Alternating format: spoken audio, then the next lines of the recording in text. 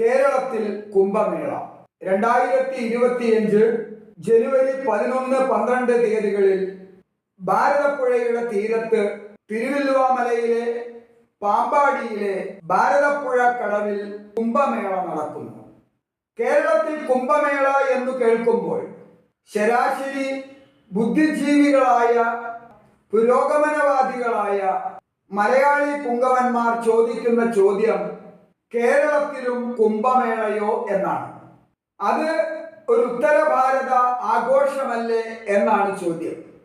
ചരിത്രത്തിൽ യാതൊരു അറിവുമില്ലാത്തവരല്ല ഈ ചോദ്യം ചോദിക്കുന്നത്. ചരിത്രത്തെ മനഃപൂർവ്വം മറക്കുന്നവരാണ്. ചരിത്രം എന്നാൽ അതൊരു മിത്താണെന്ന് വിളിച്ചു പോകുന്നവരാണ്. കുംഭമേള ഒരു ഉത്തര ഭാരത ആഘോഷമാണ് എന്ന് വിളിച്ചു പറയുന്നത്. 12 വർഷത്തിലൊരിക്കൽ ഭാരതപ്പുഴയുടെ തീരത്ത് തിരുനാവായിൽ നടന്നിരുന്ന മാമാങ്കത്തെ കുറിച്ച് അറിയുന്നവർക്കെല്ലാം ദക്ഷിണ ഭാരതത്തിലെ അഥവാ കേരളത്തിലെ കുംഭമേളയെ കുറിച്ച് വേറെ പ്രത്യേകം അറിവ് പകരേണ്ടതില്ല. 12 വർഷത്തിലൊരിക്കൽ നടന്നിരുന്ന മാമാങ്കം.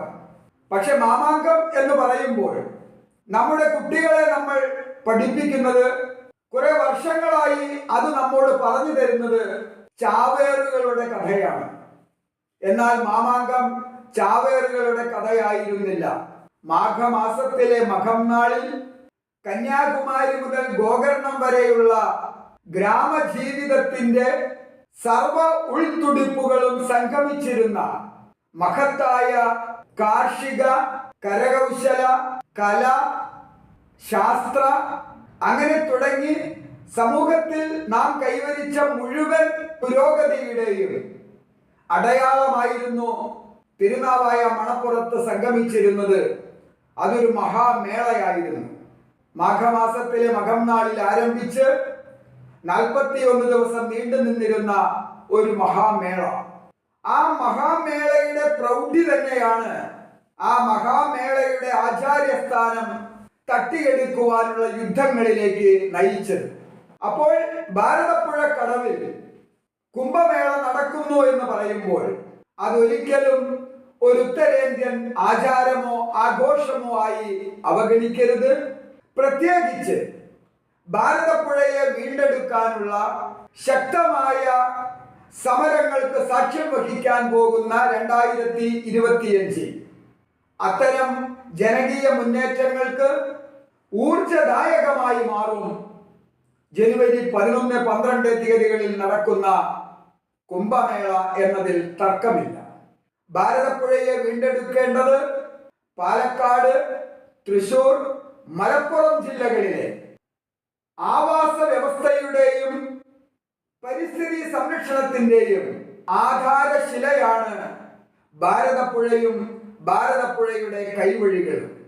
ഭാരതപ്പുഴയുടെയും കൈവഴികളുടെയും തീരത്താണ് ഇവിടെ ഒരു ആവാസ വ്യവസ്ഥ രൂപപ്പെട്ടത്.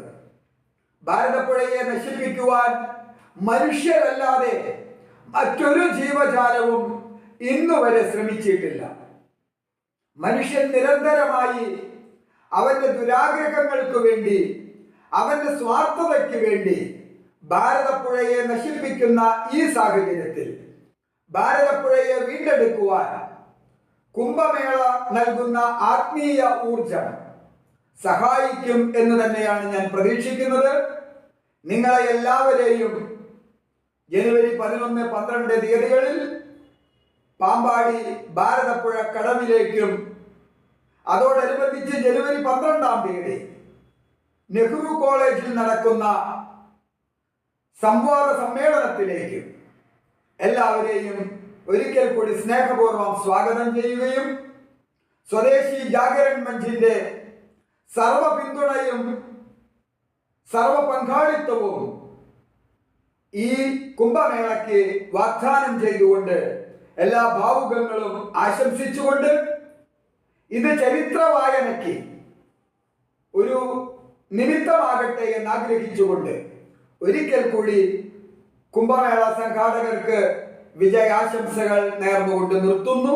നന്ദി, നമസ്കാരം.